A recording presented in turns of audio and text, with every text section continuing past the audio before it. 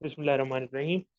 तो आज हमने अफ्रीकन हिस्ट्री को कवर करना है, लेकिन उसके साथ साथ हमने उसका इस्लाम का स्प्रेड भी देखना है अफ्रीका में, बिकॉज मेनली वो थ्रू आउट अफ्रीका इस्लाम फैला था। और अफ्रीका वो एरिया जहाँ तक अभी तक हम नहीं गए थे हिस्ट्री में, हमने उनको जिक्र जरूर किया इजिप्ट तक, लेकिन Africa is not just Egypt.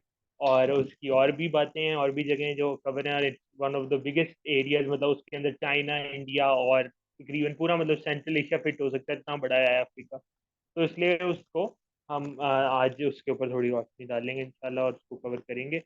मैं स्क्रीन शेयर करता हूँ। स्क्रीन नजर आ रही है आप लोगों को?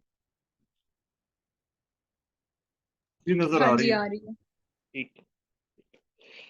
तो ये जो अफ्रीका का मैप है, ये जो अपर एरिया ना, जो इसका नॉर्दर्न एरिया है, जो थोड़ा सा जिसपे डॉटेड और लाइंस बनी हुई है, ये सहारा का एरिया है। इस सारे को, ये सहारा डेजर्ट बेसिकली इतना स्ट्रेच करता है, तो वो सहारा डेजर्ट जो है वो नॉर्थ अफ्रीका में ही है सारा।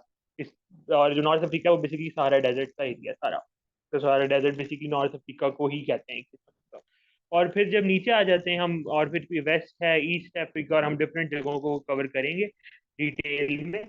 लेकिन मेनली जो और जो निचला जितना एरिया उसको हम सब सहारन अफ्रीका कहेंगे। तो ऊपर वाला एरिया सहारन बेसिकली अफ्रीका या सहारा डेजर्ट, और निचला जो है वो सब सहारन अफ्रीका। ताकि मैंने कहा कि कोई टर्म में यूज करूँ तो कंफ्यूज ना करे किसी को। अब जहाँ तक हिस्ट्री की बात है ना, जो अफ्रीका की हिस्ट्री है उसमें क्यों इतनी तरह इग्नोर हो जाती है, तो स्पेशली इजिप्ट के अलावा सारी अफ्रीका की हिस्ट्री बहुत इग्नोर होती है, और वो शुरू ही स्लेवरी से होती है कि जब ब्रिटिश आए और स्लेवरी हुई, और वो स्टोरी अमेरिकन।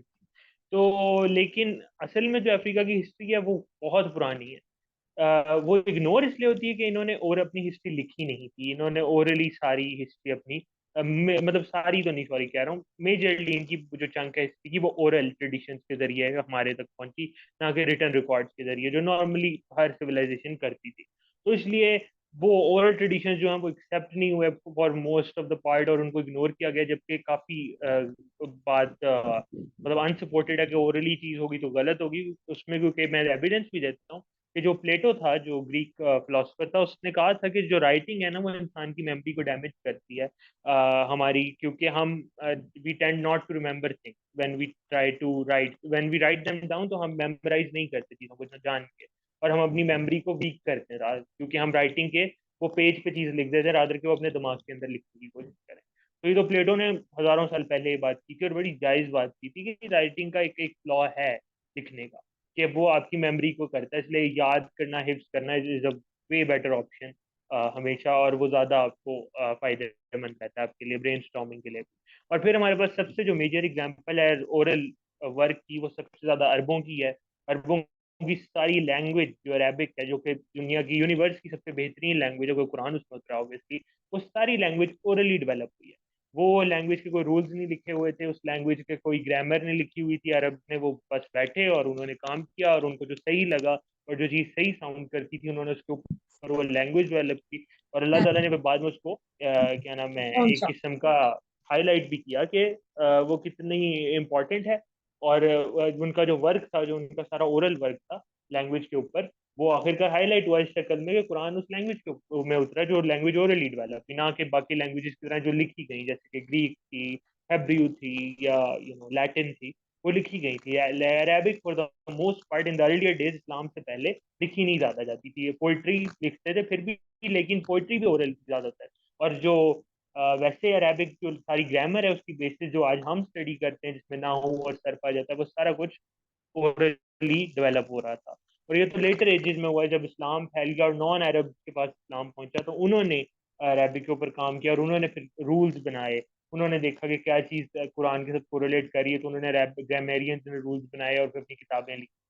तो ये एक पूरी वो स्टोरी है। तो इस तरह ही अफ्रीकन की भी है कि उन्होंने अपना पूरी अपनी हिस्ट्री जो है फॉर द मोस्ट पार्ट वो ओरली कैरी ऑन की थ्रू आउट जनरेशन। लेकिन कुछ चीजें जब ऑब्वियसली अफ्रीकन ने इंटरेक्शन किया आउटसाइड फ्रॉम देयर, मतलब अफ्रीका से बाहर इंटरेक्शन जब भी किया, तो उनके रिकॉर्ड्स हमारे तक पहुंचे हैं। ट्रेड की है तो हमारे तक रिकॉर्ड्स पहुंचे हैं, और उससे हमें काफी हद तक वो भी है। फिर आर्कियोलॉजी होती है जब इन इलाकों में, और जब खुदाई होती है तो उससे भी पता बहुत चल जाता है। तो जबकि मुश्किल है आर्कियोलॉजी करना बिकॉज ऑफ सहारा डेजर्ट, लेकिन वो आर्कियोलॉजी हो सकती है, क्योंकि कहा जाता है कि दुनिया में तीन जगह हैं जहाँ पे अगर खुदाई हो तो बहुत कुछ हमें हमारी पास्ट के बारे में पता चल सकता है। उसमें से एक अमेजोन फॉरेस्ट है अमेरिका का, एक आपका सहारा डेजर्ट है, और एक अटलांटिक ओशन है जो कि इस टाइम आपको यहाँ पे ईस्ट में नजर है। अटलांटिक ओशन अभी बाद में वो मैं दिखाता भी हूँ, लेकिन जो वेस्ट में है ये वाइट एरिया, ये सारा अटलांटिक ओशन है जो अमेरिका और बेसिकली अफ्रीका के दरमियान है। तो वो अगर उसके दरमियान उनके अंदर मतलब अंडर वाटर आर्कियोलॉजी की जाए तो कहते हैं सबसे ज्यादा राज इन जगहों पे छुपे हैं। और क्योंकि तालाब भी और जो चीजें ज्यादातर वर्किंग हुई है ये, और एक जमाना ये भी था कि सहारा डेजर्ट एक डेजर्ट नहीं था एक जमाने में, ये हमें आज पता है। वो एक जमाने में ग्रीन लैंड था पूरा, लेकिन बाद में वो डेजर्ट बना, तो उसका एक पूरा शिफ्ट है, तो वो शिफ्ट आने की भी एक वजह है। तो काफी कुछ है इधर, तो इसलिए खुदाई इसलिए इतना नेचुरली नहीं होती। तो जब हिस्ट्री लिखी नहीं जाती तो फिर जो उनके ओरल ट्रेडिशन को इग्नोर करके हमारे पास एक ऐसी हिस्ट्री आती है जिसमें हमें इमेज मिलता है कि अफ्रीकन काले थे और वो जाहिल थे, वो गरीब थे, वो इलिटरेट थे, और वो कपड़े पहनते नहीं थे, मतलब वो पत्तों के उन्होंने कपड़े बनाए हुए थे और अपने ट्राइब्स के सिस्टम में रहते थे, और कोई उनका प्रॉपर सिस्टम नहीं था। जाहिल से लोग थे, ट्रेडिंग भी नहीं करनी आती होगी, पढ़ना भी नहीं आता होगा। ये एक नेचुरल इमेज है जब हम सोचते हैं। जिसकी वजह से रेसिज्म डिस्क्रिमिनेशन फिर वैंसी आया, और ये बीमारी अंग्रेजों की वजह से आई है क्योंकि उन्होंने ये डाली, क्योंकि उन्होंने इनके साथ जुल्म कर दिया था इनके ऊपर, तो फिर जस्टिफाई भी करना था ना कि अपना जुल्म, तो वो फिर अच्छा था कि वो वही बात जो मैंने डार्क एजेस में की थी कि यूरोसेंट्रिज्म वाला कॉन्सेप्ट यहाँ आ जाता है कि यूरोप ने फिर अपनी बायसनेस दिखा दी एक दफा, क्योंकि उन्होंने जुल्म किया था, तो उन्होंने फिर ऑब्वियसली यही कहना था कि अफ्रीकन बैकवर्ड। क्योंकि अगर वो ये कह देते कि अफ्रीकन की स्टोरी काफी कॉम्प्लिकेटेड है, तो फिर इसका मतलब यूरोप की जातियां फिर जस्टिफाई नहीं होनी थी। फिर लोगों ने क्रिटिसाइज करना था, फिर उन्होंने कहना था कि आपने जुल्म किया। जब आप भी अब लोग कहना शुरू हो गए हैं, तो चेंज आ रहा है अब तो यहाँ से थोड़ा सा स्टार्ट था। मैं और ये भी बात होती है कि जब लोग ओरली नरेट करते हैं ना चीजें, तो there those people are smarter. ठीक है, उनकी मेमोरी अच्छी होती है, वो स्मार्ट होते हैं। और वो ये भी है कि उनकी कम्युनिटी बिल्डिंग का भी है कि वो एक यूनिटी ऐसी होती है कि वो सच बोलने वाली कम्युनिटी होती है, वो ज्यादा उसमें झूठ नहीं बोले जाते, क्योंकि फिर लिखने की जरूरत नहीं पड़ती सिस्टम में। इस्लाम ने तो कहा है लिखो, क्योंकि पता है कि अल्लाह ताला को तो पता है हमारी फितरत है ना झूठ बोलना, और हमने फितरती तौर पे झूठ बोलना है, 2 नंबरी करनी करनी है अगर हमें हमारे छोड़ा जाए फ्री विल के साथ कि कुछ हमें कोई ना बताया जाए, तो इसलिए हमें कहा लिखो। लेकिन वैसे एक सिस्टम जहाँ पे सच ज्यादा बोला जाए वहां पे भी लिखने की जरूरत नहीं पड़ेगी ज्यादा, क्योंकि लोग झूठ नहीं बोलेंगे तो आपको रिकॉर्ड रखने की उतना जरूरत नहीं पड़ेगी। तो झूठ बोलना भी, लाइज की बाय प्रोडक्ट भी राइटिंग बन जाती है किस्म। ये एक ओपिनियन दे रहा हूँ। अब हमारा जो है अफ्रीकन हिस्ट्री का जो सबसे पहले आज हम टेल पढ़ेंगे ना, और एक स्टोरी पढ़ेंगे जो है मानसा मूसा की कहानी, जो किंग था अफ्रीका। मानसा मूसा की कहानी को जरा मैं स्टार्ट करता हूँ। वो रहता था, वो इस मैलियन एम्पायर या माली के एम्पायर में रहता था, ये जो वेस्ट अफ्रीका का एरिया है। अगर ये बड़े मैप पे दिखाऊं तो ये वाला एरिया, लेकिन अब मैं जरा उसको जूम इन करके दिखाऊंगा। तो ये माली एम्पायर है, ये वेस्ट अफ्रीका का बेसिकली अटलांटिक ओशन के साथ वेस्ट ओशन है यहाँ पे, और ये बाकी एम्पायर हो जाता है। तो इस एम्पायर का वो रूलर था, उसका नाम था मानसा मूसा। और आज हम उसकी स्टोरी को कवर करते हैं, और वो वेस्ट अफ्रीकन एम्पायर का एक किंग था ड्यूरिंग द 14th सेंचुरी। मानसा मूसा जो था वो 1324 में उसने वो यहाँ का रूलर था, और वो मुसलमान था। और कारून के बाद सबसे ज्यादा अमीर तरीन इंसान हिस्ट्री का वो था कारून, क्योंकि एंशियंट हिस्ट्री का हजरत मूसा से भी पहले का, तो इसलिए हम उसको इग्नोर कर देते हैं क्योंकि एंशियंट हिस्ट्री है, बहुत एंशियंट, कुछ ज्यादा एंशियंट है। तो हम अगर कहें तो आज तक अभी अभी के भी जो बिलियनर्स हैं इलॉन मस्क वगैरह, उनसे भी ज्यादा वेल्थ थी अभी तक। मतलब Mansa Musa is the richest man in history अभी तक, और इसको कोई इसकी रिचेज को बीट नहीं कर सकता, इतना गोल्ड था इसके पास। ये मुसलमान था, और ये दुनिया का, तो इन अदर वर्ड सबसे दुनिया का रिचेस्ट मैन वाज अ मुस्लिम। और मानसा मूसा जो था वो हज पे उसने डिसाइड किया इन 1324 के उसने हज पे जाना है, पिलग्रिमेज करना है ऑब्वियसली मक्का। और उसने जब ये डिसाइड किया तो अपने साथ वो 1000 लोगों का एक पूरा अपना जो कारवान एक किस्म का समझे लेके गया। और ही मूव और टुवर्ड्स मक्का, और रास्ते में जाते जाते उसने डिफरेंट जगहों पे क़याम किया, और वहां पे उसने घर बिल्ड किया, वहां पे उसने खुलेआम सोना दिया। स्पेशली जब वो पहुंचा अलेक्जेंड्रिया। अब अलेक्जेंड्रिया कहाँ है? अलेक्जेंड्रिया हमने बहुत दफा इसका नाम तो सुन लिया ही, लेकिन ये इजिप्ट के बिल्कुल अपर साइड पे, क्योंकि अलेक्जेंडर के नाम पे रखा गया ऑब्वियसली। अलेक्जेंडर ने, मैंने बताया, तो बहुत सारे शहर आबाद किए थे अपने नाम पे, तो अलेक्जेंड्रिया इजिप्ट में भी था। और ये मेजर वही अलेक्जेंड्रिया जो रह गया, तो यही है मेजरली। इजिप्ट के बिल्कुल नॉर्थ में आता है अलेक्जेंड्रिया।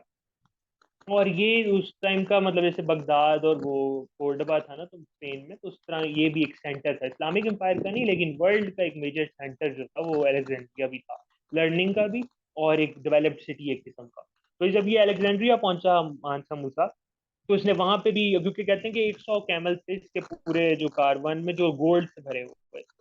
तो जब ये अलेक्जेंड्रिया पहुंचा वहां पे इसने उस टाइम का सबसे जो पीक सिटी था, वहां इसने खुलेआम गोल्ड दिया। और वहां पे इसने क्राइसिस कर एक पैदा कर दिया उस वजह से, क्योंकि क्या हुआ कि हर बंदे को इतना गोल्ड दे दिया, जो मतलब समझे कि बायर और सेलर दोनों के पास इतना गोल्ड आ गया कि चीजें बहुत महंगी हो गई। उसको कहते हैं रनअवे इन्फ्लेशन हो। रनअवे इन्फ्लेशन का मतलब ये है कि घंटों में चीजें महंगी हो रही हैं। मतलब सपोज दोपहर को 4 बजे अगर पेट्रोल है ना 300 रुपए का, तो वो फिर 300 रुपया लीटर, तो फिर रात 8 बजे वो 500 हो गया, और इस तरह। तो उसको हम रनअवे इन्फ्लेशन कहेंगे कि घंटों में, एक ही दिन में घंटों में इन्फ्लेशन बढ़ती जा रही है।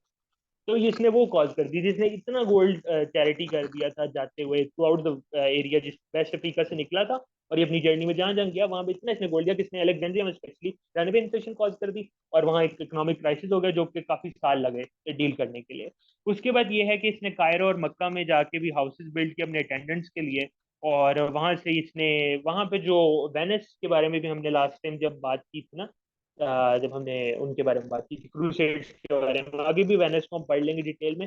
लेकिन वेनिशियंस जो थे, जो वेनिस के लोग थे, उनके बारे में स्पेशली ये था कि वेनिस वो यहाँ आते थे अलेक्जेंड्रिया। ये बेसिकली अलेक्जेंड्रिया तो यहाँ पे पोर्ट सिटी था एक किस्म का। तो यहाँ पे वो आते थे, जब उन्होंने देखा कि मानसा मूसा ने जितनी खर्च की हैं चीजें, तो वो इटली गए वापस। और जब वो इटली गए तो उन्होंने मानसा मूसा की टेल और उसकी रिडिकुलस वेल्थ जो थी, जो जो उसने जितना गोल्ड दिया था चैरिटी के लिए, वो सारा उन्होंने यूरोपियंस को जाके खबर दी कि ये इतना अमीर एक बंदा निकला है वेस्ट अफ्रीका से, जो हमें लगा था कि ये मतलब एक एरिया जहाँ पे हमें आइडिया नहीं था कि इतने अमीर लोग रहते हैं।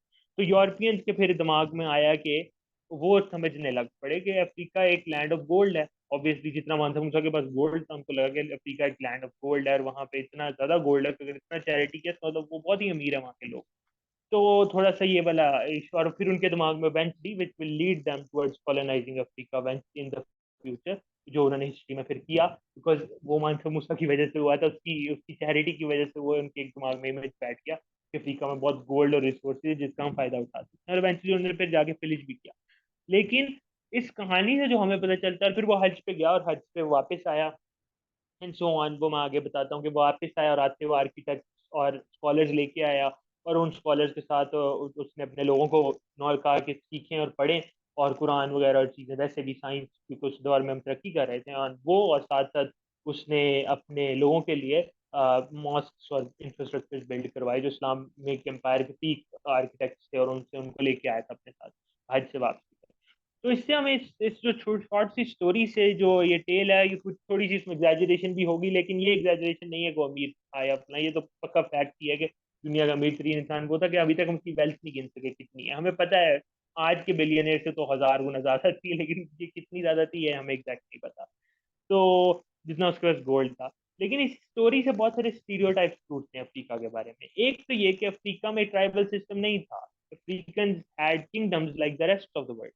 और वो अफ्रीकन किंगडम्स जो थे वो वेल्दी रूलर्स रूल करते थे, वो वेल्दी किंग्स थे उन किंगडम्स के ऊपर जो रूलरशिप संभालते थे। और कोई आम गरीब नहीं था, और कोई किंगशिप का सिस्टम कहते नहीं, नहीं, किंगशिप एक सिस्टम प्रॉपर था अफ्रीका में, इसे रेस्ट ऑफ द वर्ल्ड में था।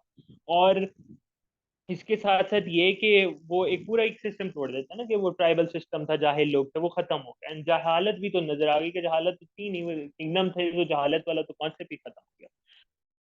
और उसके बाद ये है कि मानसून मुसा जब मुसलमान था, तो इसका मतलब ये है कि इस्लाम पहुंचा अफ्रीका इससे पहले, बिकॉज मानसून मुसा ने इस्लाम कबूल किया है, उसके लोगों ने कबूल किया था, then they went for the Hajj. तो इसका मतलब इस्लाम पहले पहुंचा था इधर इन द वेस्ट अफ्रीका। तो ये भी बात है कि रूट्स खुले थे, इसका मतलब रास्ते थे जिसके थ्रू ट्रेवल करके यहाँ तक इस्लाम पहुंचा। एक तो ये भी बात है। तो ये इतना अनलिंक्ड नहीं था वर्ल्ड जितना लगता है अफ्रीका। और इसके साथ साथ ये भी कि और ये बेसिकली ये भी कि ये कनेक्टेड था to the rest of the world. तो ये अगर इस पे ये बड़े अच्छा लाइन ड्रा हुई है कि अगर जो वेस्ट अफ्रीका है सबसे नीचे एरिया, वो मिडिल ईस्ट के साथ लिंक है। अगर मिडिल ईस्ट के साथ लिंक है तो बेसिकली वो यूरोप के साथ भी लिंक्ड है, वो चाइना के साथ भी लिंक्ड है, क्योंकि वहाँ ट्रेड हो रही थी जो सिल्क रोड में हमने पढ़ी। फिर आगे हम एक और ट्रेड का पढ़ेंगे, वो भी इन्हीं रूट्स के जरिए हो रही थी। तो वो दोनों ट्रेड्स के जरिए वो बताती हैं कि अगर मिडिल ईस्ट, जो लोग मिडिल ईस्ट पहुंच जाते थे वो उसका मतलब पूरी दुनिया से लिंक थे, तो अफ्रीकन लिंक थे पूरी दुनिया से। और इसके साथ साथ ये कि मानसून ने जब ये ट्रैवल की इस जर्नी पे, he knew where he was going. क्योंकि अब देखिए वो यहाँ से चला and he had to go for हज, तो उसने यहाँ अरेबिया जाना था।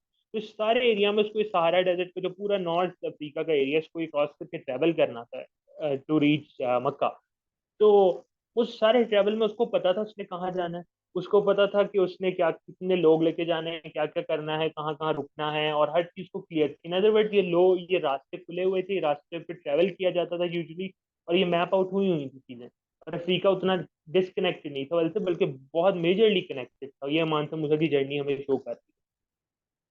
तो इसके बाद ये हुआ कि जब मानसा मूसा वापस चला गया, तो उसकी ये है कि उसकी टेल जो है वो जिंदा रहेगी, और वो कहानी जो दुनिया के पास जब पहुंची तो दे यूरोपियन सेकंड ट्रस्ट बन गया अफ्रीका के ऊपर। एक उन्होंने फिर एक मैग्नीफाइंग ग्लास लगा लिया कि इधर हमने जाना ही जाना है, because they are very rich और हम इनका फायदा।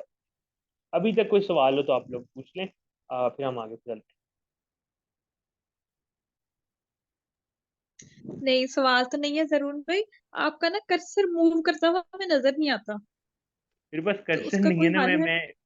मैं कर्सर नहीं है, मैं जूम इन नहीं कर रहा हूँ सिर्फ। अच्छा अच्छा। नहीं, जैसे सहारा और सब सहारा आप बता रहे थे ना, तो समटाइम वो मुझे लगता है कि आप शायद कर्सर से कर रहे हो, नहीं डायरेक्शन नहीं, मैं बता नहीं रहे हो, कर रहा लेकिन ना हूँ। वो। मैं आप अच्छा यही अच्छा। समझा करें कि मैं नहीं कर रहा हूँ, तो वो मैं इसलिए लाइन और डॉट्स का बता रहा था। मैं मैप की वो वाली दिखाता हूँ जाके, आपको ठीक हो समझ। गया, चले ठीक है। सही। वैसे इसका आसान हल एक ये है कि अगर पिक्चर को ना पेंट्स में खोल के वहां से शेयर करें ना, जब जरूरत हो ऐसी, हाँ जी। तो उधर लेकिन आई से थिंक फिर अभी कोई आप कोई ऐसा कर इशू सकते हैं, नहीं कभी आया मैप होती है, हाँ पर, जी। क्योंकि हम भी हमने काफी मेजर मैप्स तो कवर कर लिया। अब तो हम कम मैप वाले एरियाज में जा रहे हैं, तो ये अफ्रीका सारा ठीक एक है, ही है एक सबका, तो इसलिए। बिल्कुल चले ठीक है। तो उसके बाद ये है कि मानसा मूसा की कहानी खत्म होती है, एंड उसने माली का जो एम्पायर था वो उसने वेस्ट अफ्रीका में रूल किया। वहाँ पे मेजर सिटीज थे जो जहाँ पे इस ऐप में अगर नजर आ जाए, ये टिम्बुक्टू जो ये इसके बिल्कुल ये वाला एरिया, तो ये इसका मेजर सिटी था, और ये बड़े डेवलप्ड सिटीज थे। लेकिन अब हमारा जो हमने पीछे पॉइंट एक डिस्कस किया था कि इस्लाम यहाँ पहुंचा, तो इस्लाम यहाँ कैसे पहुंचा। दरअसल जो नॉर्थ अफ्रीका था ना, वहां पर जो एक मिनट, क्योंकि माली का एम्पायर ये है, ठीक है। तो ये जो नॉर्थ अफ्रीका, जहाँ लीबिया, अल्जेरिया, मोरक्को, टूनिशिया सारा एरिया, यहाँ पे रहते थे बर्बर्स, ठीक है। और ये वेस्ट अफ्रीकन के साथ ट्रेड करते, और जो बर्बर्स थे ये एक्सचेंज करते थे। वेस्ट ट्रेडिंग ये होती थी कि अब ट्रेडिंग की भी एक सेंस समझें कि वेस्ट अफ्रीकन के साथ इतना वेस्ट अफ्रीकन के पास गोल्ड था कि बर्बर जो है वो सॉल्ट देते थे और बदले में उनको ट्रेड करते थे ये गोल्ड। तो नंबर गोल्ड इस सप्लाई में था इनके पास, वेस्ट अफ्रीकन ये इतने अमीर थे कि इनके लिए गोल्ड की इतनी कम वैल्यू थी कि सॉल्ट के बदले गोल्ड दे रहे थे। तो मतलब ये वाला चक्कर था इनका। तो ये ट्रेडिंग करते थे इन रास्तों के जरिए, और जो बर्बर्स थे उनको इस्लाम बड़ी अर्ली ऑन पहुंच गया था। वो एक और कहानी, वो तो हजरत माविया के दौर में पहुंचा, जब बनु उमैया का पहला जो खलीफा था, जब वो दौर आया ना, तभी पहुंच गया, इस्लाम पहुंच गया था इनटू अफ्रीका, मोरक्को तक और अटलांटिक ओशन तक, बेसिकली यहाँ तक एज तक पहुंच चुका था इस्लाम। तो वो तो आगे सी आ जाता है ना, फिर आगे अमेरिका आता है, वो तो हमने बाद में हिस्ट्री में कोलंबस ने अचीव किया था। लेकिन यहाँ तक पहुंच गया था इस्लाम, तो वो ये तो रास्ते खुल गए थे। तो नॉर्थ अफ्रीका तो हमने बहुत अर्ली ऑन, हजरत अली के दौर के फौरन बाद और करबला से पहले, उसके दरमियान उस पीरियड में ही हमने ये एरिया कवर कर लिया था मुसलमानों ने। तो बर्बर्स ने ये बड़े अर्ली कन्वर्ट थे उस हिसाब से इस्लाम के। और इन्होंने क्योंकि ये ट्रेड करते थे, तो इन प्री एग्जिस्टिंग ट्रेड रूट्स के जरिए जो between the north and the west Africa, उनके थ्रू इस्लाम फैलना शुरू हुआ थ्रू द ट्रेडर्स। और जो फर्स्ट कन्वर्ट थे माली एम्पायर में भी और एज वेल एज जो नॉर्थ अफ्रीका में भी, वो मेजरली ट्रेडर्स थे, बर्बर्स की शक्ल में भी वो ट्रेडर्स थे। तो ये ट्रेडर्स थे और ये ट्रेडिंग करते थे, और ये वही बात है जो मैंने महायाना बुद्धिज्म के बारे में बताया था जब हमने सिल्क रोड की बात की थी, कि बुद्धिज्म भी फैला था अपने सिल्क रोड के जरिए ना। तो उसी तरह ये हुआ कि तभी सबसे पहले ट्रेडर्स ने कबूल किया था उनको, बुद्धिज्म को, क्योंकि उन्होंने कहा था कि उनको फायदा होता है, उनको रहने की जगह मिलती है, उनको सपोर्ट मिलती है, उनको रास्ते उनके लिए आसान हो जाते हैं, ट्रैवल करना डिफरेंट कंट्रीज में आसान हो जाता है। तो इसी तरह अब ये हुआ कि ये इनके लिए इस्लामिक एम्पायर में ट्रैवल करना आसान हो जाता है, तो ट्रेडर्स ने मेजरली इस्लाम कबूल करना शुरू कर दिया। और ऑब्वियसली इस्लाम उस स्पीड से फैल भी रहा था उस दौर में। तो इससे ये इस्लाम इनका कनेक्शन बना। और किंग्स ने इवेंचुअली फिर जब उन्होंने देखा कि जो ट्रेडर्स और एलीट क्लास ने, सबने मतलब बिजनेसमैन वगैरह ने तो इस्लाम कबूल कर लिया, तो जो यहाँ के किंग्स थे उन्होंने भी इस्लाम कबूल किया, जो कि नॉर्थ अफ्रीका और वेस्ट अफ्रीका के किंग्स थे। तो उन्होंने वेस्ट अफ्रीकन किंग स्पेसिफिकली उन्होंने इस्लाम कबूल किया। लेकिन इधर ये था कि और उनको यही था कि हमारे ट्रेडर्स और बिजनेसमैन जो है उन्होंने भी इस्लाम कबूल किया, हम भी करेंगे ताकि हमें सपोर्ट मिलती रहे और हमें पब्लिक का फायदा, और हमें वही बात है जो रिच पीपल है उनकी सेव बन जाएगी ना। और एक बड़ी आयरॉनिक चीज हुई यहाँ पे वेस्ट अफ्रीका के अंदर कि पूरी दुनिया में इस्लाम जब स्पेशली जब शुरू में भी था नबी सल्लल्लाहु अलैहि वसल्लम के दौर में, तो इस्लाम एलीट्स का मजहब तो नहीं था, इस्लाम तो गरीबों का इससे शुरू हुआ था, बिल्कुल जो वीक थे, मिस्कीन थे। और इधर एक बिल्कुल शिफ्ट आया जो बड़ी अजीब बात है कि अफ्रीका सबकी नज़र में गरीब है, तो अफ्रीका में इस्लाम एलीट्स का मजहब बन गया। जो वहाँ के एलीट थे जितने वेस्ट अफ्रीका के और नॉर्थ के, वो सारे मुसलमान हो। गरीब और नॉर्मल लोगों को तो वैसे टाइम लगा टू एक्सेप्ट इस्लाम, लेकिन जो लीड्स थे वो सारे फॉरेन इस्लाम उन्होंने कबूल किया जब वो फैलना शुरू हुआ। तो रिलीजन ऑफ लीड्स जो था वो इस्लाम बन गया वेस्ट अफ्रीका में। और ये था कि जो मुस्लिम किंग्स थे वो मेजरली अब रूल कर रहे थे उस पॉपुलेशन के ऊपर जो कि नॉन मुस्लिम थी, जो कि पुराने अफ्रीकन गॉड्स को वर्शिप किया करते थे। तो इसमें फिर थोड़ी सी एज यूजुअल हिस्ट्री में हमेशा जब अरूज आता तो जवाल आता, तो वही हुआ कि दो नंबरी शुरू होगी। वो ये हुआ कि जो लेटर किंग्स थे अफ्रीका के, उन्होंने इस्लाम को थोड़ा सा मिक्स तो नहीं कहूँगा करना शुरू कर दिया, लेकिन उन्होंने कॉम्प्रोमाइज करने लग पड़े थोड़े से, बिकॉज उन्होंने रूल करना था इतनी वैसी पॉपुलेशन पे जो कि नॉन मुस्लिम थी और जो अपने पुराने गॉड्स को वर्शिप करती थी, तो उनके लिए इस्लाम एक फॉरेन आइडिया था। तो उन्होंने उनको फिर उनको कंट्रोल तो करना था, उन लोगों के ऊपर एक कंट्रोल रखना था, तो उसके लिए उन्होंने थोड़े कॉम्प्रोमाइज किए, थोड़े से ऐसे चेंजेस किए, चेंजेस लाने लग पड़े, या ऐसे शरीयत में, या ऐसे ऐसे कॉम्प्रोमाइज ही कहूँगा, चेंजेस तो नहीं मेजरली लेकर। तो और वो बेसिकली उसको मैं तो हम तो दो नंबरी कहेंगे कि उन्होंने इस्लाम की ट्रू नेचर को उस तरह रहने नहीं दिया लेटर एजेस में, और वो उस तरह नहीं रहा। लेकिन फिर भी इवेंचुअली अफ्रीका ने इस्लाम कबूल किया और ये फिर सारा कुछ रिवर्स हो गया। लेकिन एक पीरियड इसमें दरमियान में आया था जहाँ पर उन्होंने कॉम्प्रोमाइज किया था और टू मेक सम चेंजेस ताकि वो रेजोनेट कर जाए अफ्रीकन के साथ जो कि नॉन मुस्लिम से उस दौर के। और उससे पहले ये था कि वेस्ट अफ्रीका में सबसे पहले माली एम्पायर नहीं था। जो पहले इस्लाम जिन्होंने अडॉप्ट किया था वो घाना के लोग थे, और उसके बाद जो घाना है वो भी मैं आपको दिखा देता हूँ। ये माली है ना, जो जहाँ पे हम बात जिसकी कर रहे थे, नीचे बिल्कुल साउथ में अगर इसके देखें तो घाना है। तो यहाँ के लोगों ने सबसे पहले इस्लाम कबूल किया था, इन अदर वर्ड वेस्ट में। और उसके बाद फिर माली एम्पायर आया तो उन्होंने किया, तो पहले गाना एम्पायर था, फिर उनका माली एम्पायर आया, और इस तरह ये एम्पायर चलते रहे। और उन्होंने और मानसा मूसा तो लेटर एजेस में आया, लेकिन मैंने वो कहानी पहले बताई ताकि स्टीरियोटाइप टूट जाए। उसके बाद मानसा मूसा का बेटा था, उसने भी रूल किया और उसने भी इस्लाम की प्रैक्टिस को फैलाया throughout Africa, west Africa, और ये हुआ। अब हमें मानसा मूसा की जो सारी कहानी और मैं माली एम्पायर की जो कहानी है और जो हमारे तक पहुंची, जो हम डिटेल में भी कवर कर रहे हैं, वो इसलिए हम कर सकते हैं, वो हम एक बंदे की वजह से जिसकी वजह से ये सारा कुछ पॉसिबल हुआ। बिकॉज एक तो मानसा मूसा का है ना रोल जो उसने ट्रैवल किया था। और मानसा मूसा की एक और बात मैं भूल गया, वो मैं जरा बता दूं। वो ये हुआ कि जब मानसा मूसा ने वापस आया हज से, तो उसने देखा कि उसको खबर पहुंची कि उसने जितना गोल्ड चैरिटी दी है गोल्ड की, वो उस वजह से इतना इकोनॉमिक क्राइसिस हो गया है पूरे वर्ल्ड में, जितना जहां जहां वो गया था, कि वहां पे बड़ा क्राइसिस हो गया। तो फिर उसने अपने बंदे भेजे और उन्होंने फिर हैवी प्राइसेस में गोल्ड खरीदा वापस, जितना था, जो गोल्ड उन्होंने चैरिटी के तौर पर लोगों को दिया था, उन्होंने खरीदा दोबारा उनसे, और वो लेके फिर वापस गए ताकि वो इकोनॉमिक क्राइसिस हल हो और इवेंचुअली हल हुआ। तो इसलिए बड़ा ही एक मेजर पार्ट हिस्ट्री में किया।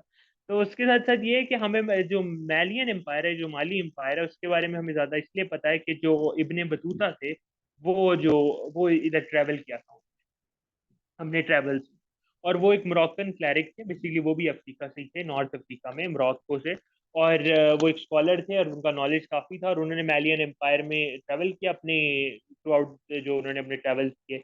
असल में ये था कि अपने बतूता जो थे वो अपने फादर और मदर के साथ रहते थे। एट दी एज ऑफ 21 उन्होंने डिसाइड किया कि उन्होंने ट्रैवल करना है रेस्ट ऑफ द वर्ल्ड। तो उन्होंने अपनी जर्नी स्टार्ट की। और ये कुछ उनकी जर्नी का थोड़ा सा मैप है। जो मेन जो रेड लाइन है इस मैप के ऊपर आपको नजर आ रही है, उनका फर्स्ट ट्रेवल है, क्योंकि मोरक्को बेसिकली आता है जहाँ पे पहला स्टार्ट होता है सारा कुछ। और उन्होंने बेसिकली सारी जगह ट्रैवल की, तो मतलब वो कायरो गए, अलेक्जेंड्रिया गए, वो बेसिकली मिडिल ईस्ट सारा उन्होंने पहले तो फिरा। उसके बाद उन्होंने मतलब अफ्रीका वो सबसे लेट गए हैं, वेस्ट अफ्रीका माली एम्पायर में। सबसे पहले उन्होंने जो है ये मिडिल ईस्ट का विजिट किया, उसके बाद उन्होंने कॉन्स्टेंटिनोपल गए, और ये यूरोप का विजिट किया। यूरोप के बाद वो ईरान इराक से होते हुए इंडिया गए, दिल्ली गए, काबुल गए, ये सारा एरिया करते हुए। और फिर इवेंचुअली ही इवन रीच चाइना। और चाइना में उन्होंने फिर जाके चाइना और इंडोनेशिया और ये थाईलैंड और सारे इलाकों का विजिट किया। और उसके बाद उन्होंने वापस आए यमन और ओमान और ये नीचे जो एरिया है साउथ अफ्रीका का, वो एरिया विजिट किया। साउथ के नहीं है टेक्निकली, ये कैनिया वगैरह का जो इलाका है, ये ईस्ट अफ्रीका कहलाता है, तो इस एरिया को विजिट किया। एंड देन इवेंचुअली ही रिटर्न बैक। तो ये इनका सफर जो था, इन्होंने 21 ईयर्स की एज पे निकले थे, और जब ये 24 ईयर्स के बाद ये वापस आए, तो ये 45 के थे जब ये वापस आए, इस सारे ट्रैवल के बाद, अपनी इन सारी जर्नियों के बाद इब्ने बतूता वापस आए।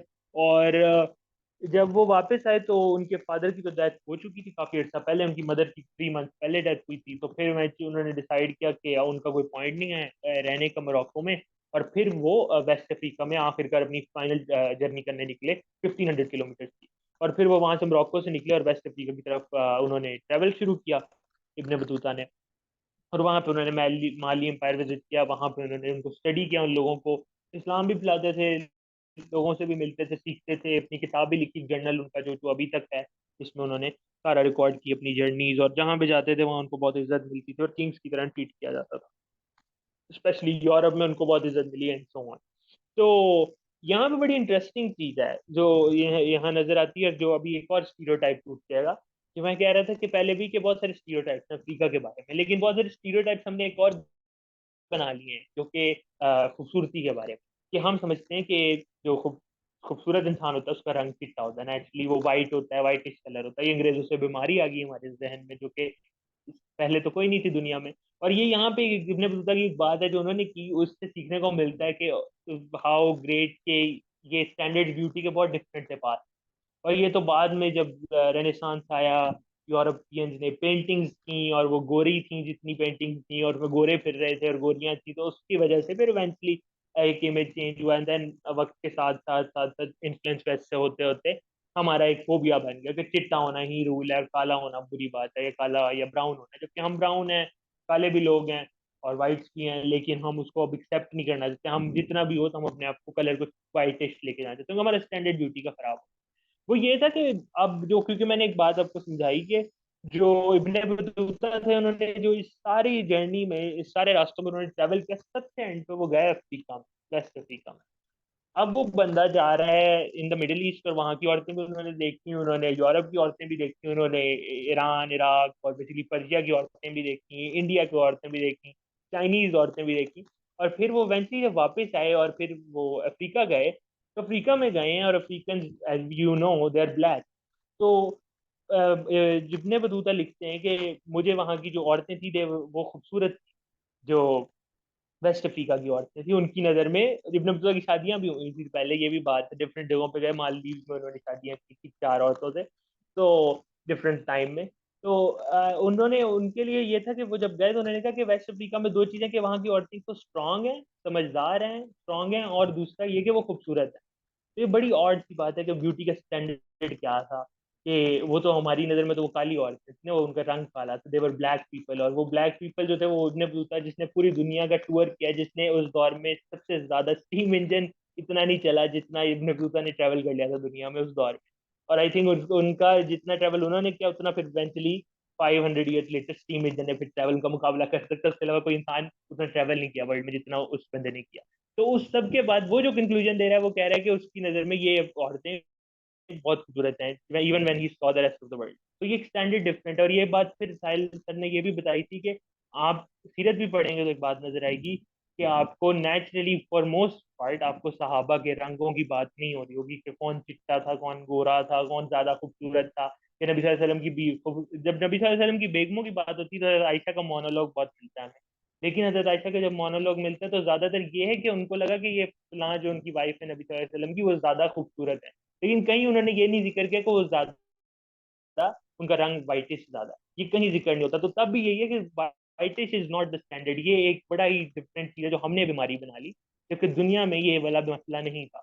खूबसूरती थी लेकिन स्टैंडर्ड कुछ और था, लेकिन हमने वो उसको वो अंग्रेजों से पकड़ते हुए वो एक स्टैंडर्ड बना लिया। तो ये भी एक लेसन है हमारे लिए यहाँ पे। और फिर ये हुआ कि मानसा मूसा का जो, ये फिर ये है कि कहा जाता है कि, क्योंकि मैंने बताया था कि ये इब्ने बतूता की जर्नी एंड होगी और वो इवेंचुअली 65 ईयर्स के थे तो बहुत हो गए। और उन्होंने अपना बेसिकली आखिरी जर्नी यही की थी, फिर वो मोरक्को वापस गया और वहां पे उन्होंने अपनी किताब पूरी की, और फिर थोड़े अर्से बाद वो दुनिया से चले गए।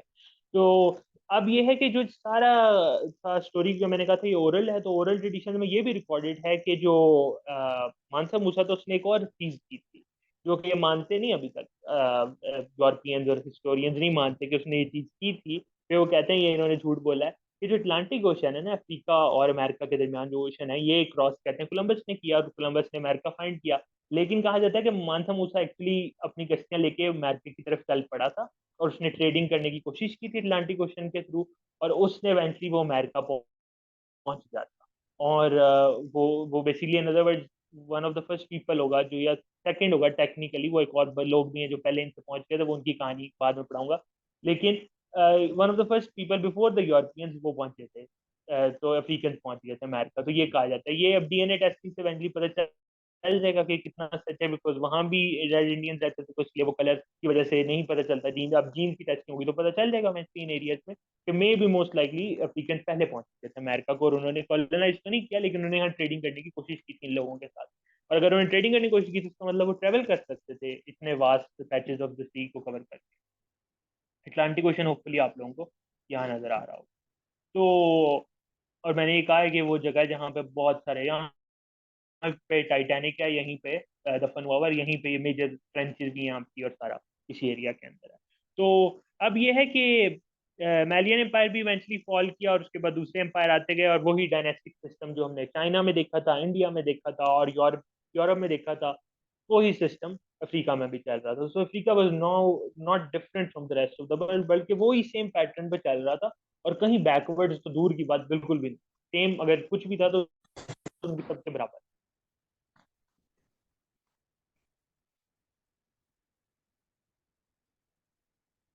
अब थोड़ा सा हम बात कर लेते हैं ईस्ट अफ्रीका की। हमने नॉर्थ की भी बात की, हमने वेस्ट की भी बात की, अब थोड़ी सी ईस्ट के बारे में बात करते हैं क्योंकि वो भी बड़ा ही मेजर पार्ट है इस स्टोरी का, तो अब उनको भी कवर करते हैं। तो ईस्ट अफ्रीकन अफ्रीका था ना, बेसिकली वो स्वाहिली सिविलाइजेशन के अंडर था।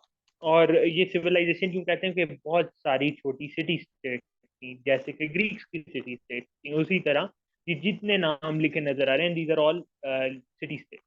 तो ये ईस्ट अफ्रीका में जो सोमालिया, केनिया और इसका इलाका था, इसमें यहाँ पे काफी सारी सिटी स्टेट थी, जैसे ग्रीक्स की थी उसी दौर में तकरीबन। तो ये भी, और ये बिफोर इस्लाम था, यानी इस्लाम अभी स्प्रेड नहीं हुआ था, इस्लाम के आने से भी बहुत देर पहले की बात कर रहा हूँ। तो अब यानी वेस्ट तो हमने कहा कि डेवलप लेटर हुआ, और नॉर्थ भी थोड़ा सा, लेकिन ईस्ट जो था ये अर्लियर एजेस का, इथोपिया भी इसमें आता है। तो ये अर्लियर एजेस का है, तो ये इन इस ये जो सारा एरिया था, यहाँ सिटी स्टेट, तो एक और स्टीरियोटाइप टूट गया कि यहाँ पे जाहिल ट्राइबल लोग फिर नहीं रहते थे, यहाँ पे सिटी स्टेट थी लाइक द ग्रीक। लेकिन क्योंकि ये कालों की सिटी स्टेट थी, इसलिए इनको इग्नोर किया गया और इनको ट्रीट किया गया कि ये एग्जिस्टेंट नहीं थी। और इवन जो थे हिस्टोरियंस और most people before evidence, archaeological evidence मिला, उससे पहले तक वो ये कहते थे कि ये एरिया को जो है ना, अरब्स ने या पर्शियंस ने इस एरिया को यहाँ सिटी स्टेट्स डेवलप की थी। और ये सारा रेसिस्ट ओपिनियन था, क्योंकि वो ये मानना नहीं चाहते थे कि अफ्रीकन इतने एडवांस थे या इतने सोफिस्टिकेटेड थे कि वो ऐसा सिस्टम बना लेते। तो वो इसलिए डिनाइल में उन्होंने कहा था कि ये अरब्स या पर्शियंस में है, जबकि अफ्रीकन ने अपने हाथों से ये सिटी स्टेट्स यहाँ पे सेटल की थी, जो इंडिपेंडेंट ऑटोनॉमी के साथ चलती थी। इनकी लैंग्वेज सेम थी, इनका ट्रेडिंग सिस्टम कनेक्टेड था, और इनका religion for the most part पहले अफ्रीकन था, देन इस्लाम आया, तो फिर ये सारे इस्लामिक होगी स्टेट। तो वो स्वाहिली जो लैंग्वेज है, वो एक ऐसे लैंग्वेज ग्रुप का पार्ट है जिसको बैंटू कहा जाता है। और जो इसके ओरिजिनल स्पीकर्स थे वो वेस्ट अफ्रीकन थे। और जब वेस्ट अफ्रीकन ने माइग्रेट किया ईस्ट अफ्रीका में, तो उन्होंने इनके लिंग्विस्टिक स्टाइल को चेंज कर दिया। तो ये बेसिकली ये भी बात होगी कि वेस्ट अफ्रीका और ईस्ट अफ्रीका काफी वेल कनेक्टेड थे, ये भी बात है। और जो वेस्ट अफ्रीकन थे थोड़े ज्यादा सोफिस्टिकेटेड थे, मतलब ये एग्रीकल्चर करते थे। ईस्ट अफ्रीकन पहले हंटर गैदरर ही थे, मतलब हंटिंग किया करते थे। तो इस वजह से ये है कि जब ये वेस्ट अफ्रीकन ने यहाँ पे हिजरत की, यहाँ पे हिजरत कह रहा हूँ सॉरी, माइग्रेशन की, तो उन्होंने इनको फिर सिखाया, और इन्होंने फिर अपना एग्रीकल्चर सिस्टम डेवलप करना शुरू किया। और इनकी जो आज की मॉडर्न स्वाहिली जो लैंग्वेज है ना, जो बोली जाती है, वो भी एक बैंटू बेस्ड लैंग्वेज है, लेकिन वो अरेबिक से इन्फ्लुएंस हुई है। तो जैसे स्पेनिश अरेबिक से इन्फ्लुएंस हुई है, उसी तरह स्वाहिली लैंग्वेज भी अरेबिक से इन्फ्लुएंस हुई है। तो वो आपको नजर आ जाएगा, जैसे उर्दू में अरेबिक बहुत सारा नजर आ जाती है, तो वो वाला भी बात है, जैसे बाकी पार्ट्स में हुआ। तो उसके साथ साथ ये है कि जो स्वाहिली स्टेट्स थी वो मैंने बताया कि मर्ज की गई थी बिफोर इस्लाम, लेकिन वो फ्लरिश जो की थी मेजरली वो उन्होंने फिर 8th सेंचुरी में जाके किया, जब यहाँ पे अरब ट्रेडर्स आए और वो जो सिल्क रोड से ट्रेडिंग करते आते थे, और एक और रूट से जो हम, एक लेक्चर है पूरा उसके ऊपर, इसलिए मैं उसका भी नाम नहीं बताऊंगा। तो उसके थ्रू जब वो ट्रेडिंग करते थे तो यहाँ पे इस्लाम भी फैला, ऐसे पहले वहाँ वेस्ट में फैला था, वही ट्रेड रूट्स के जरिए, वही उन्हीं तरीकों के जरिए से पहले फैलता था कि वो ट्रेडर्स ने इस्लाम एक्सेप्ट किया, किंग्स ने किया, देन पीपल ने भी वैसे एक्सेप्ट कर लिया इन एरियाज को। और यहाँ पे ये है कि इन्होंने रेस्ट ऑफ द वर्ल्ड के साथ ये भी कनेक्टेड थे, ईस्ट अफ्रीकन जो थे। और 13th to 16th सेंचुरी में बेसिकली ये फ्लरिश के इब्न बतूता ने यहाँ भी विजिट किया था अपनी जर्नी। ये तो उन्होंने पहले ही किया था, वेस्ट को लेटर किया था अपनी सारी जर्नी के एंड पे, ईस्ट को तो उन्होंने शुरू में ही कर लिया था। शुरू से मतलब ये कि शुरू तो उनका कोई जर्नी 24 साल की जर्नी थी, तो उसमें अर्ली डेज में उन्होंने ये भी यहाँ इस एरिया को भी किया था। यहाँ पे कुछ इंटरेस्टिंग चीजें जिसकी वजह से मैं ईस्ट अफ्रीका के ऊपर ज्यादा हाईलाइट कर रहा हूँ, वो मैं जरा आपको बता देता हूँ। वो ये था कि जब ईस्ट अफ्रीका में ये आर्कियोलॉजिकल साइट्स दिख हुई ना, क्योंकि मैंने बताया ओरल ट्रेडिशन थे और as usual they wanted to be ignore, वो उनको इग्नोर किया गया और रिटन ट्रेडिशन कम थे। तो जो हमें जब फिर बाद में आर्कियोलॉजी की तो उससे पता चला कि ट्रेडिंग करते थे, और ये रॉ मटेरियल जिस तरह आइवरी है, एनिमल हाइड्स हैं, ये वो ट्रेड करते थे, और स्पेशली लकड़ी ट्रेड किया करते थे। ये अब जो लकड़ी ट्रेड करना, ये एक्सपोर्ट करना एक बड़ी जरूरी मेजर चीज है, क्योंकि उस दौर में लकड़ी बहुत ही हैवी है, अभी भी हैवी है, और उसको मूव करना, सोफिस्टिकेटेड ट्रेड करना इवन थ्रू द सी या थ्रू कैमल या जो भी, वो बड़ा मुश्किल काम, और उसके लिए हाई लेवल ऑफ सोफिस्टिकेशन चाहिए आपके ट्रेडिंग नेटवर्क की, अगर आप लकड़ी ट्रेड करना चाहते हैं तो ये वो करते। तो इसका मतलब ये बहुत ही सोफिस्टिकेटेड थे और ये लकड़ी ट्रेड कर रहे थे। अब ये एक्सपोर्ट कर रहे थे, ये चीजें ये इम्पोर्ट कर रहे थे, वो बड़ा जरूरी है हमारे लिए। ये इम्पोर्ट बड़ी आयरॉनिकली बहुत ही एक ऐसी चीज इम्पोर्ट कर रहे थे जो कि एक बड़ा क्रश कर देती है फॉर स्टीरियोटाइप। वो ये कि एक तो ये पोर्सलिन और ये गोल्ड भी एक्सपोर्ट करते थे बाय द वे, क्योंकि एज यूजुअल वेस्ट अफ्रीकन बहुत ज्यादा गोल्ड था इनके पास। तो एक तो ये पोर्सलिन जिसको चाइना कहते हैं वो इंपोर्ट किया करते थे। लेकिन जो सेकंड चीज इंपोर्ट करते थे, जो अभी तक हमने जब सिल्क रोड के बारे में बात की थी तो हमने इसको डिस्कस नहीं किया था, ये बुक्स इंपोर्ट किया करते थे। तो जो जो जिन अफ्रीकन को काले और इलिटरेट समझा जाता है, वो बुक्स इंपोर्ट किया करते थे। वो बुक्स ये अपने गोल्ड के बदले बुक्स लिया करते थे, अपनी आइवरीज और अपने ट्रीज देने के बदले किताबें लिया करते थे। और जब उन्होंने आर्कियोलॉजिकल साइट्स डिग की in one of these east African city states, जिसको किल्वा कहा जाता है, जब उन्होंने वहां डिग की तो उनको घरों में एक और चीज बड़ी अजीब मिली कि हर घर के अंदर डिग इन हुए हुए दीवारों के अंदर बुक शेल्फ, मतलब घर की दीवार के अंदर एक डिजाइन हुए हुए डिग इन हुए हुए बुक शेल्फ बने। तो इन अदर वर्ड इस लेवल का ये इलिटरेट तो दूर की बात, ये इस लेवल की सोफिस्टिकेटेड और नॉलेजेबल लोग थे। एक तो किताबें इंपोर्ट कर रहे थे, उसके साथ साथ हर घर में इनके एक बुक शेल्फ होता था, हर घर में।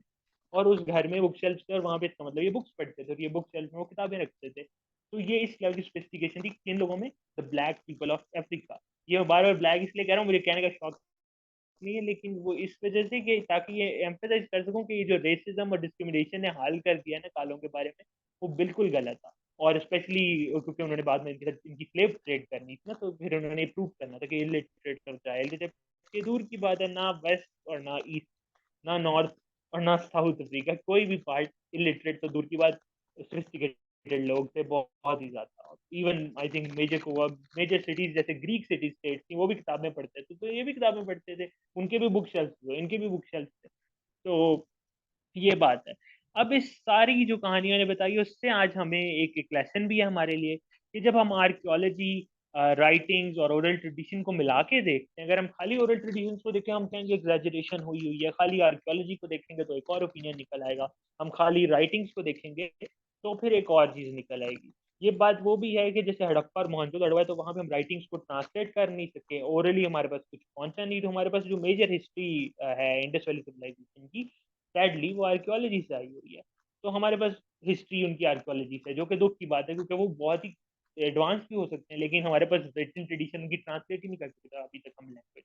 तो ये भी बात है कि जब हम तीनों चीजें कंबाइन करते हैं, ओरल ट्रेडिशंस को भी, राइटिंग्स को भी, आर्कियोलॉजी को, जो कि इवेंचुअली बिकॉज इस्लाम स्प्रेड हुआ तो अरबों की ये चीजें हो गई ना कवर, और उनको तो आर्कियोलॉजी का पॉइंट ही नहीं आया, बिकॉज उन्होंने राइटिंग्स को भी देख लिया और उन्होंने हमारे मेगालिथिक जो स्ट्रक्चर्स, हमने मस्जिदें खड़ी की थी, हमने जो डिफरेंट अपनी मतलब हमारी जो मिलिट्री अचीवमेंट्स थी वो उनको भी तो उस रिकॉर्ड को भी देख लिया उन्होंने, रिटर्न ट्रेडिशन और ओरल ट्रेडिशन जो हमारा था वो देख के वो भी हक्का बक्का रह गया कि भाई ये क्या कौम थी।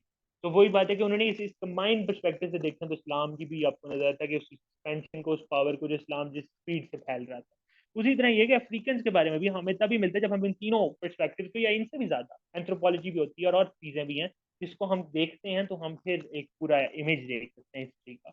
और अफ्रीका की स्टडी हमें रिमाइंड करती है बात कि हमें बहुत सारे सोर्सेज के थ्रू, तो हम पहले भी करेंगे, हमें बहुत सारे सोर्सेज पढ़ने चाहिए, बहुत सारे पर्सपेक्टिव पढ़ने चाहिए, बाय हिस्टोरिकल बायस से बचना चाहिए, और अगर है तो एडमिट करना चाहिए। आज हमने एक और बात सीखी है कि हमें सिर्फ written tradition is not the only thing, oral tradition भी एक चीज होते हैं और आर्कियोलॉजी भी एक चीज होती है। और उससे पहले जजमेंट पास करना किसी कौम के ऊपर कि वो गंदे और जाहिल हैं या वो लिटरेट हैं, इनको तमीज नहीं है, यार वो है, वो तो है ही काले, उनको क्या पता, ये कहने से पहले हमें देखना चाहिए, या तो एडमिट करना चाहिए कि हमें पता नहीं है, या फिर उनको पढ़ना चाहिए और उनको पढ़ने के साथ साथ ये सोचना चाहिए कि there is more to this story than जो किताबों में लिखी गई। तो ये आर्कियोलॉजी भी है पीछे, और पीछे एंथ्रोपोलॉजी भी है कि लोगों के बिहेवियर को भी स्टडी किया जाता है हिस्टोरिकली, और ओरल ट्रेडिशन भी साथ साथ चलते हैं, और वो सारे एक फुल पिक्चर देते हैं हमारी पास्ट के बारे में। और रिटन ट्रेडिशन जो है ना वो ओनली नहीं है सोर्स, और वो अफ्रीका प्रूव करता है कि उसकी जो अनसिविलाइजेशन थी और उसकी जहालत जो पोर्ट्रे की गई रिटन ट्रेडिशन के जरिए, वो सारी ब्रेक थ्रू हो जाती है जब आर्कियोलॉजी और ओरल ट्रेडिशन को हम मिलाते हैं और आप देखते हैं तो फैक्ट्स कुछ और निकल आते हैं। तो इससे हमें पता चलता है कि वर्ल्ड एक डाइवर्स जगह है, दुनिया, वो पहले भी हमने बात की कि बायोस्फीयर पूरा इतना डाइवर्स है, और उस डाइवर्सिटी के अंदर उसको समझने के लिए हम आहिस्ता आहिस्ता, मैंने कहा था हम फ्रेम बढ़ाएंगे, तो फ्रेम में सिर्फ डिफरेंट पर्सपेक्टिव नहीं है, फ्रेम में आर्कियोलॉजी भी आ जाती है, फ्रेम में एंथ्रोपोलॉजी भी आ जाती है, फ्रेम में ओरल ट्रेडिशन भी आ जाते हैं टू स्टडी हिस्ट्री। तो ये था आज का लेक्चर। अब किसी का कोई सवाल हो तो मुझसे बहुत इंटरेस्टिंग जरून भाई, मैं यही सोच रही थी जब आपने कहा ना क्वेश्चन, तो मेरे माइंड में यही आ रहा था कि जैसे हमने बाकी हिस्ट्रीज में पढ़ी, तो अगर ये इतने वेल सिविलाइज थे तो जैसे पिरामिड्स हमारे पास है कुछ ऐसा, तो इनका भी कोई होगा ना, कोई रेमनेंट्स होंगे जिसे हमें पता चलेगा। तो आप ये देखें कि मेरा ये इंप्रेशन आया है, पहली बात तो हम सोच ही नहीं सकते कि अफ्रीका की हिस्ट्री इतनी इंटरेस्टिंग होगी। और दूसरी बात, बिल्कुल जैसे ग्रीक्स के लोग क्लिक किए थे ना कि यानी वो सिटी स्टेट्स को खत्म किया, लोगों की भी कंट्रीब्यूशन थी, तो वो एक फिर किंगडम बना और फिर नए रूल्स सारी उन्होंने, पॉलिटिक्स मैनेजमेंट इतने फील्ड्स इंट्रोड्यूस करवाए। तो अब उसके बाद ये देखा है कि यानी लोगों के घर में बुक शेल्फ्स थे तो वो बहुत ज्यादा सिविलाइज्ड होंगे ऑब्वियसली, यानी बिल्डिंग से बिल्कुल। तो बढ़ के नॉलेज है ना आपके, लिटरेसी रेट यानी इतना था उनका कि और वही ना, वो किताबें मोहल्ले में इंपोर्ट कौन कर से रहे लोग हैं, होते हैं जिनको पढ़ने का वो शौक बुक होता है, शेल्फ बना रहे हैं लाइब्रेरी नेचुरली बना घर लेते हैं। के अंदर। एग्जैक्टली तो exactly. बहुत इंटरेस्टिंग। तो हाँ,